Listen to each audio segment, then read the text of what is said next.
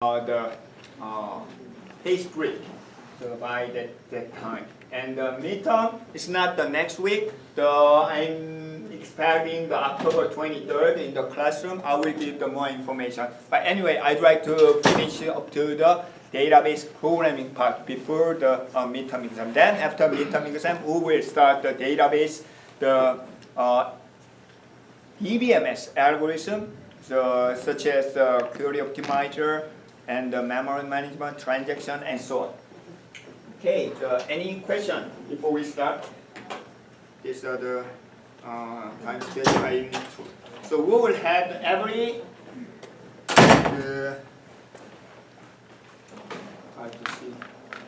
every Wednesday we will have the exercise lab. So please bring your laptop on Wednesday, even though I do not mention.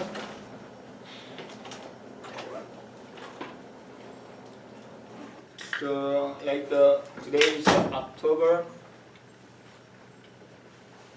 9, the 11th, we will continue the exercise lab and so on. So please bring your laptop on the exercise lab. And also I don't think Shule can cover all the details of the syntax of the SQL. It's your job to cover each and details of the SQL. I believe you can study by yourself. Okay, so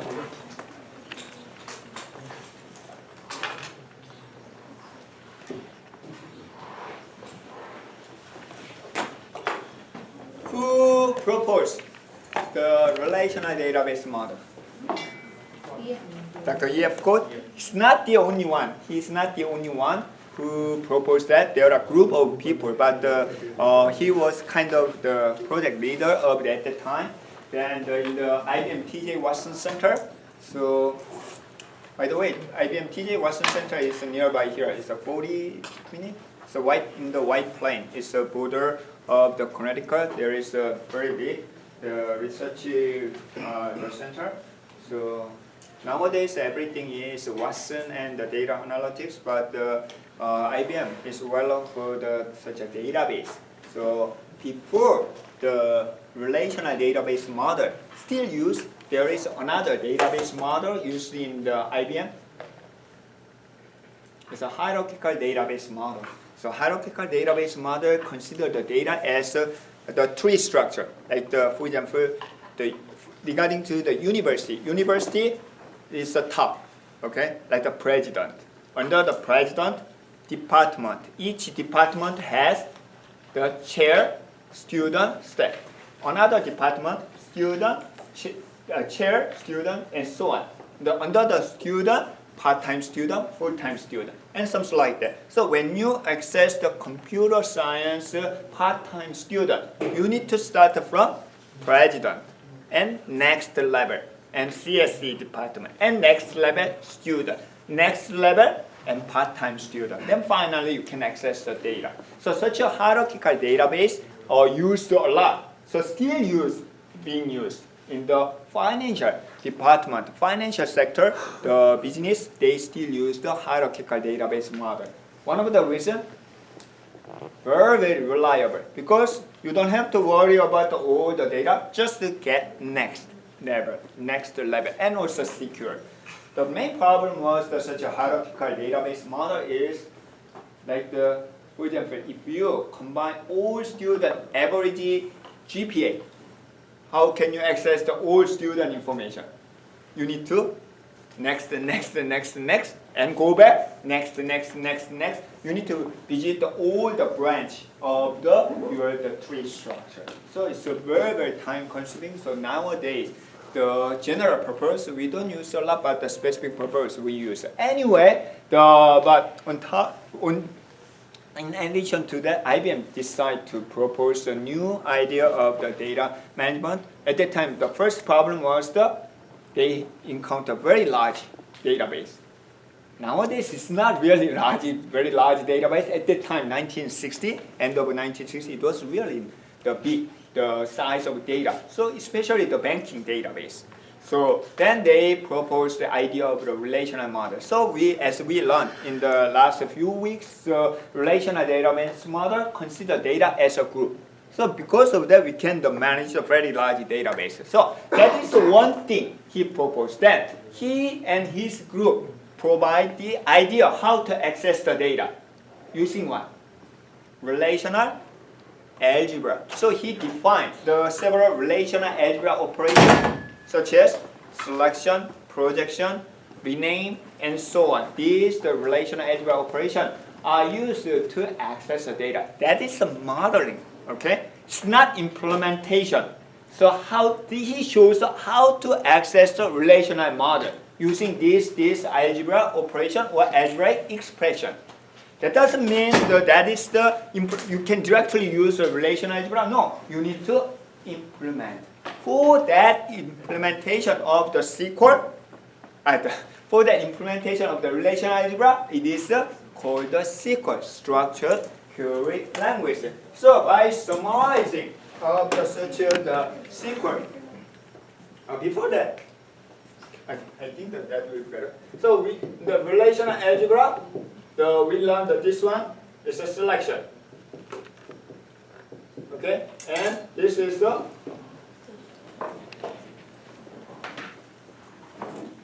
projection.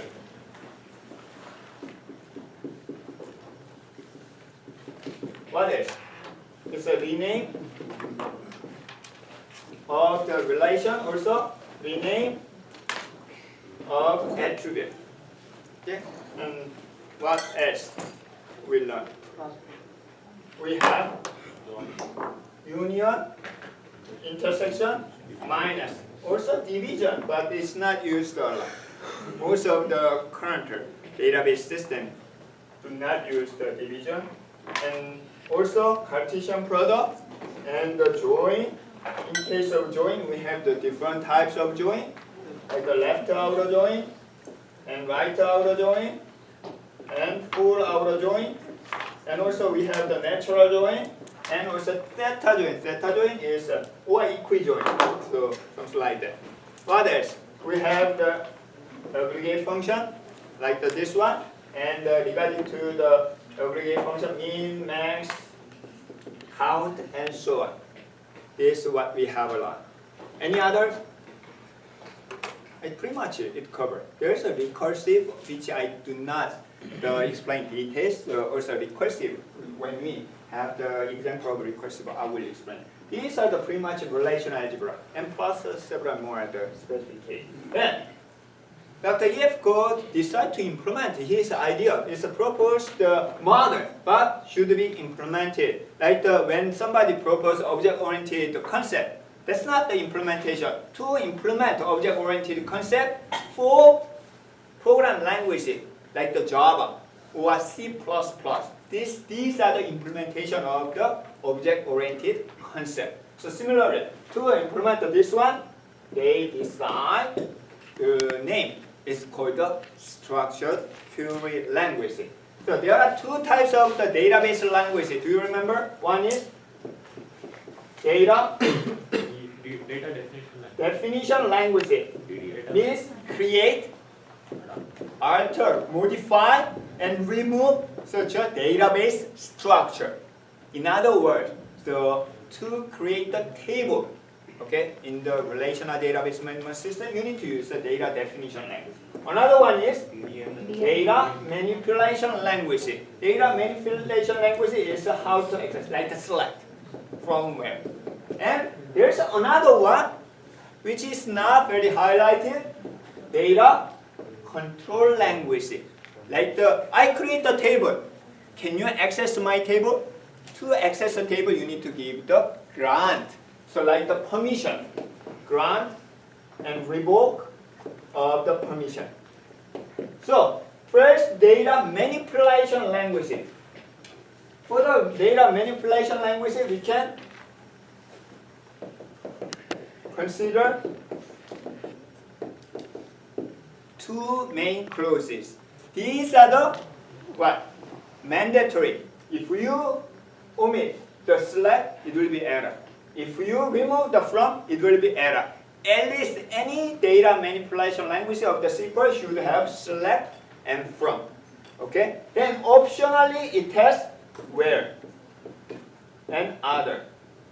bracket means it's optional, but I'm going to. So these are the well-known the clauses used in the SQL. First question, in your exercise, is it case sensitive or not? Some of the DBMS is picky, is case sensitive, but these keywords are not case sensitive. This one, whenever you learn the new language, program language, or even the natural language, what is the starting point? You need to know several vocabulary. Okay? Without having any vocabulary, so no way to speak like the hello. Hello is a vocabulary. Then, after you know the several basic word vocabulary, you need to think about grammar. Even that's not perfect, reasonable. So similarly, when we learn the program language, you need to check the first thing you need to check, keyword. Which one will be keyword? And this is kind of a tip when you learn the new program language. It's really good to starting from the hello world. Like the example. Hello world provide the basic communication, like how to display, how to store the data, and how to execute, and so on. So like in the SQL, you need to check which are the keyword. This is a keyword, this is a keyword, Actually, keywords are not case sensitive. Actually, in SQL itself is not case sensitive. However, some of the DBMS, like including MySQL, have sometimes case sensitive for the name of table or name of database. There might be option to change, but in general, not case sensitive. But if the DBMS has a limitation, you need to follow. So these are not case sensitive, but people prefer to use the capital letter for the keyword. Okay. Sometimes not, sometimes yes, but this is so we can match. When Dr. E.F. Code and his group implement this idea to that, so selection will be the where condition. Okay, selection condition. Some of the students confuse select is not select. No, it's different. Okay. The selection is the name of the relational algebra. This is a limit, the number of tuple by the condition. So condition will be very close. And this projection goes to here. List of the attribute. And rename of the relation goes to any relation name over here. Then rename as is called the alias.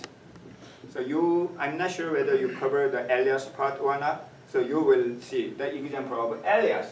And the rename of the tuple, the attribute is here. Also as. Sometimes as it can be optional.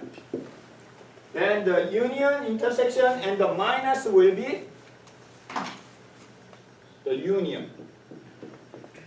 And select from where? You can union or intersection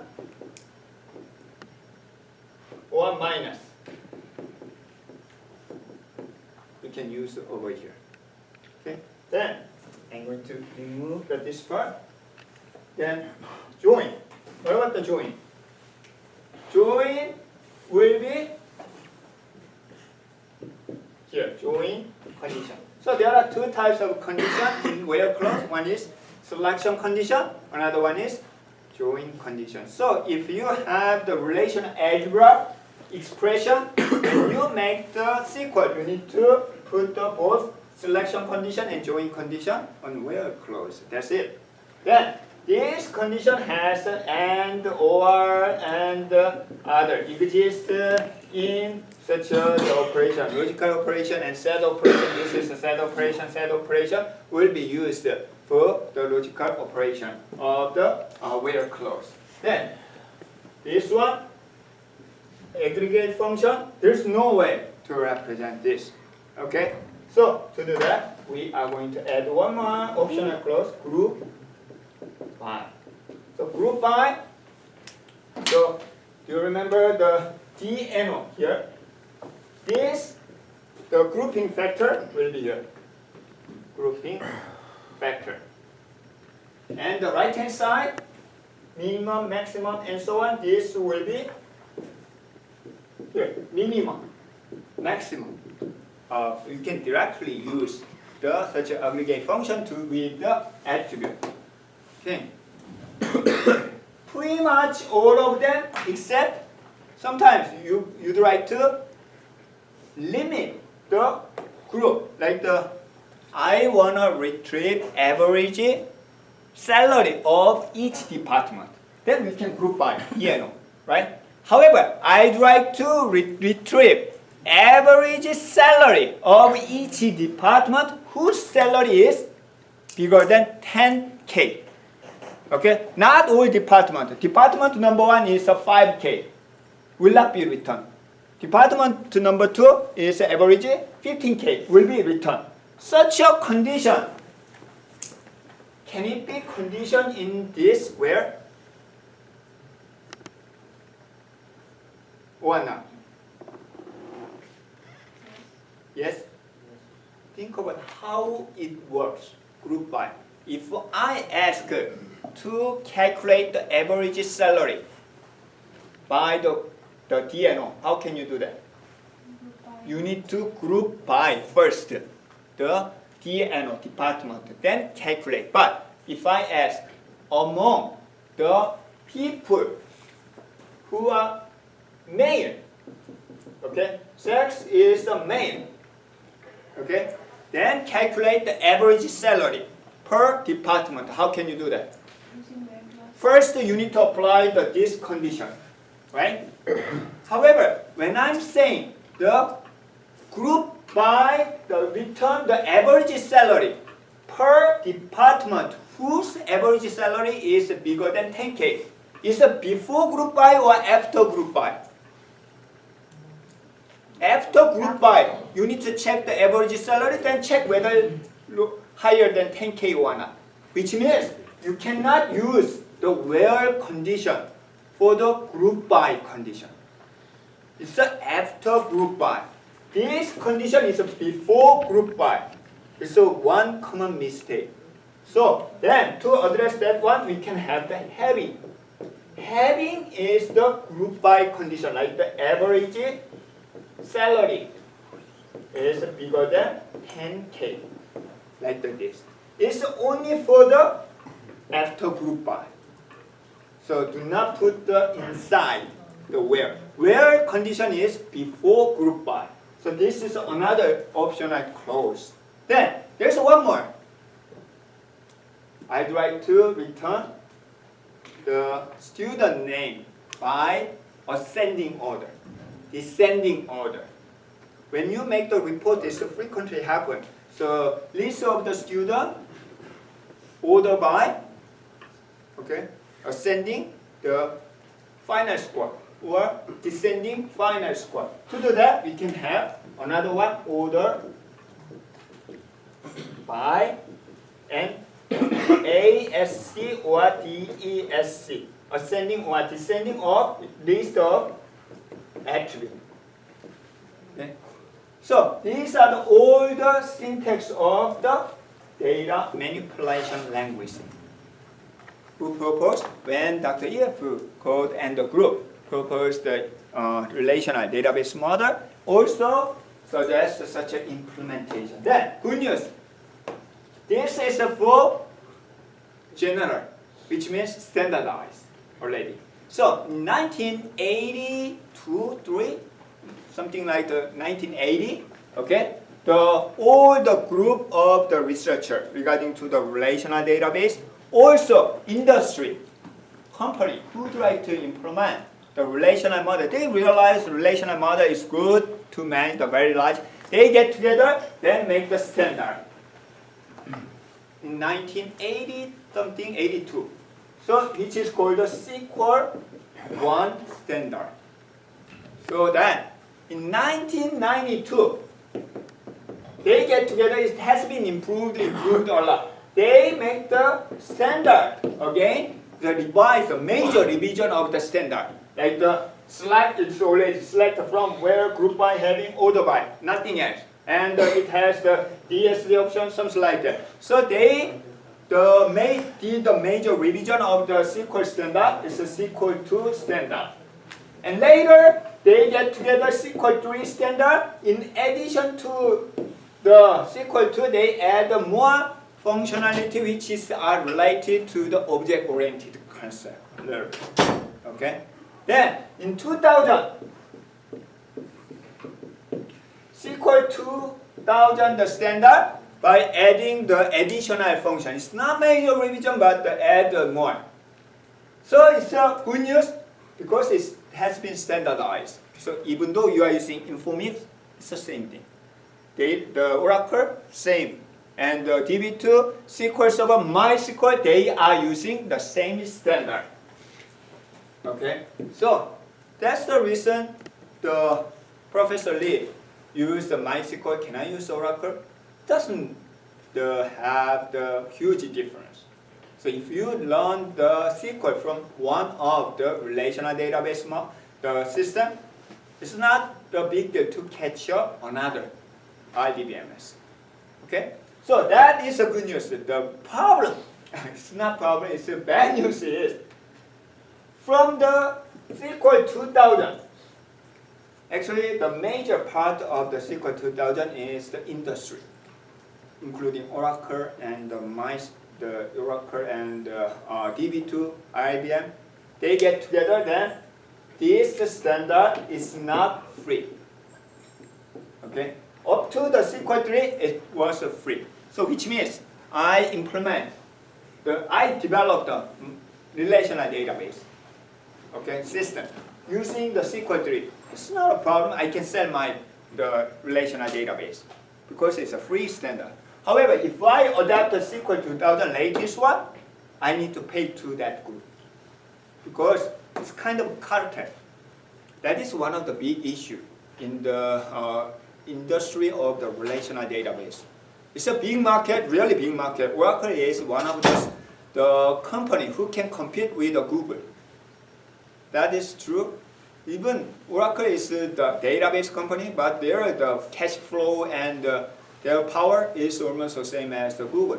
Somebody said Google is the only, Oracle is the only company who can stop the Google expansion. Nowadays it's Amazon. It's a slightly different story. But anyway, so because of that, it's kind of cartel. They don't want change a lot. They make this even not free. Because of the MySQL, most of the SQL that you are using is based on the SQL 2. It's not much changing. So even in my class, the GA and me will cover most of the SQL standard based on SQL 2. Probably in your life, if you are using the database, relational database with SQL, pretty much okay based on the SQL 2. Also, MySQL is, as you know, it's open source. It's free. Okay, so they are not based on the SQL 2000 standard, mostly SQL 3. Or some of them still use the SQL 2 standard. Okay. Even though Oracle purchased the MySQL is still the free, the open source software. So we are using the MySQL for your practice. I do not have any preference of the relational database management system. The only reason that this time to select the MySQL is to get the experience working with the Google Cloud. Okay, so that is a new computing environment, so you should get used. Okay, so this is the kind of short story of the SQL. Then, data definition language. Data definition language is quite easier than the manipulation language. It has first create. Any SQL language is very intuitive and straightforward. You can understand directly, or even you can imagine. You want to create a table. How can you create a table? Create table. These are the keywords. And followed by what? Table name. You can put the table name. Here.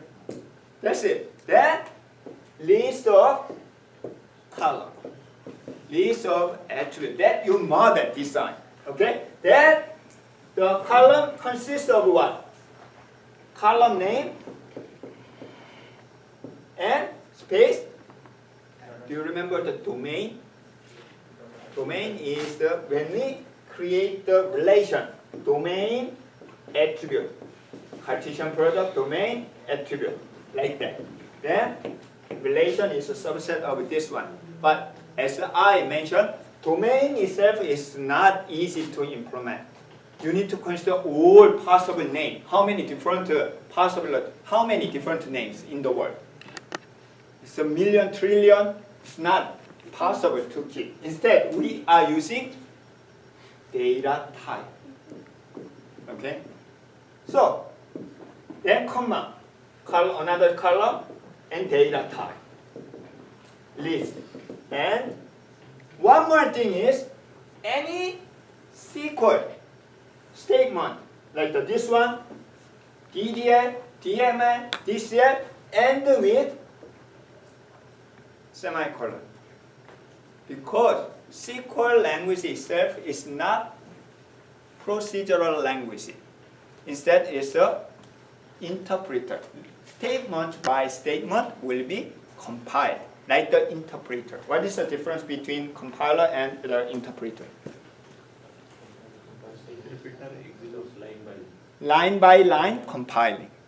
No. So like the what? Interpreter is line by line. Yeah, line by line. Like what? Unix.